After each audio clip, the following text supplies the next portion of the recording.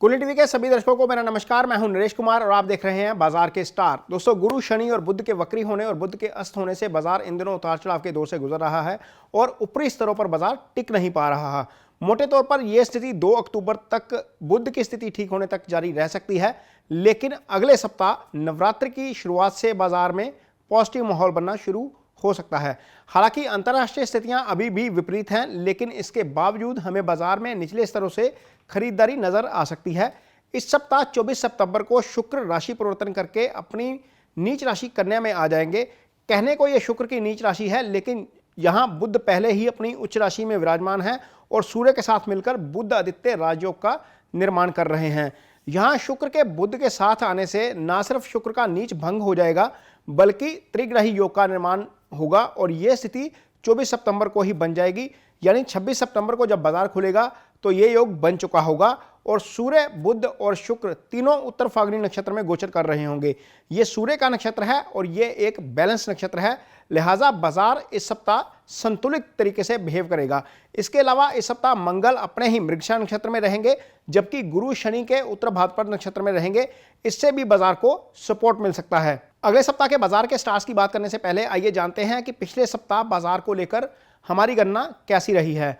19 सितंबर को चंद्रमा के राहु के आर्द्रा नक्षत्र में रहने से हमारी गणना बाजार में उतार चढ़ाव की थी और इस दिन हमने बाजार में काफी उतार चढ़ाव देखा और करीब 800 अंकों का उतार चढ़ाव आया।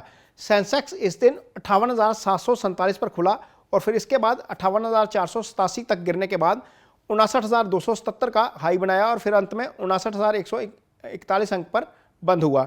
चंद्रमा के राहु के नक्षत्र में रहने के कारण निवेशक इस दिन हमें खासे कंफ्यूज नजर आए।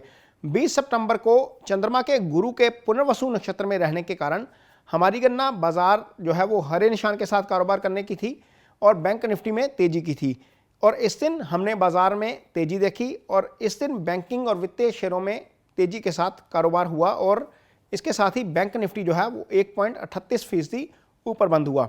21 सितंबर को चंद्रमा के शनि के पुष्य नक्षत्र में रहने से हमारी गणना बाजार में धीमी गति से कारोबार होने और मेटल शेयरों पर फोकस बनने की थी और इस दिन हमने आदित्य इस्पात, आदिशक्ति लोहा, अंकित मेटल, आकाशदीप मेटल जैसे स्टील बेस्ड मेटल शेयरों में तेजी का रुख देखा।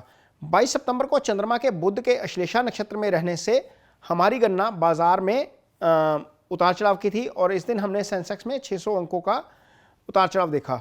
सेंसेक्स इस दिन सुबह 59,072 पर गिरावट के साथ खुला और बाद में 58,832 का लो बनाने के बाद 59,455 तक पहुंचा, लेकिन इस लेवल को होल्ड नहीं कर पाया और अंत में करीब आधा फीसदी गिरावट के साथ 59,119 अंक पर बंद हुआ। 23 सितंबर को चंद्रमा केतु के मघा नक्षत्र में रहने से हमारी गणना बाजार में गिरावट की थी और इस दिन बाजार में हमें चौतरफा बिकवाली देखने को मिली और सेंसेक्स करीब 0.25% की गिरावट के साथ 1021 अंक टूटकर बंद हुआ।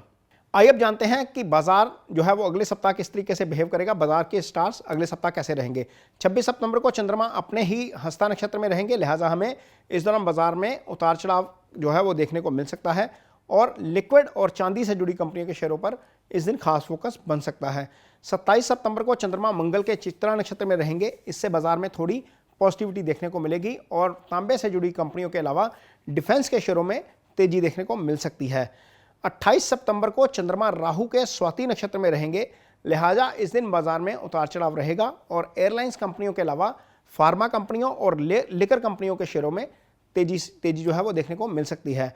29 सितंबर को चंद्रमा विशाखा नक्षत्र में रहेंगे, ये गुरु का नक्षत्र है, लिहाजा बाजार का रुख सकारात्मक रहेगा और बैंकिंग और वित्तीय कंपनियों के शेयरों में इस दिन हमें तेजी का रुख देखने को मिलेगा।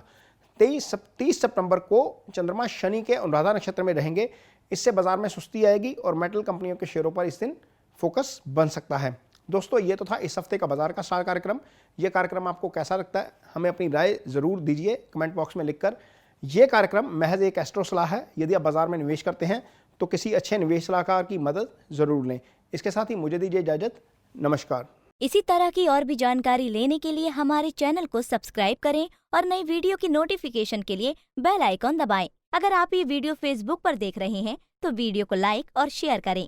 साथ ही अपनी राय कमेंट बॉक्स में जरूर बताएं। धन्यवाद।